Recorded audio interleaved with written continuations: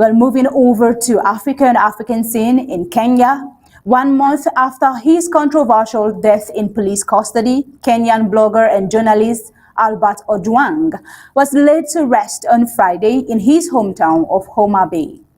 As thousands gathered to pay their final respect, his death has become a lightning rod for protest and renewed calls for police accountability in Kenya. Ojwang, who is 31 years old, died while held at Nairobi's Central Police Station under unclear circumstances. An autopsy later contradicted the police's initial claim of self-inflicted injuries, sparking outrage and violent demonstrations in Nairobi and other parts of the country. Take a look.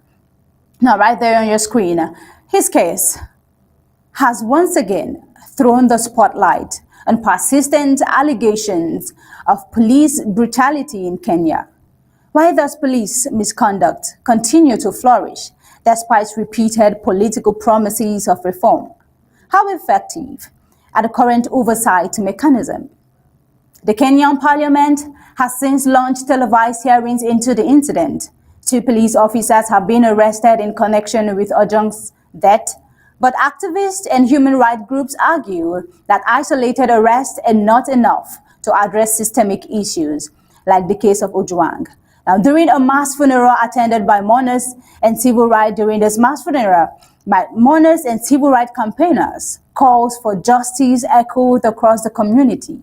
The ceremony also coincided with Kenya's 7/7 protest day, a symbolic date commemorating past demonstrations against injustice. Meanwhile, protest-related violence has not been limited to Ojwang's case. During a rally last month in Nairobi, Boniface Kariuki, a 22-year-old street vendor, was shot at close range by police officers. His death added to the already mounting public frustration over the role of law enforcement in civil death. Member of Parliament Babu Owino, present at the funeral, condemned the ongoing trend of police violence, while statements from politicians often follow such incidents. What tangible policy changes have emerged from these declarations? We see that President William Ruto, when he took over office in 2022, he pledged to curb police excesses and eliminate extrajudicial killings. Yet, watchdog organizations report a grim record. At least 20 deaths in custody over the past 4 months and 160 cases of extrajudicial killings or enforced disappearances in the past year alone. These figures raise a present question: how much has truly changed under the current administration?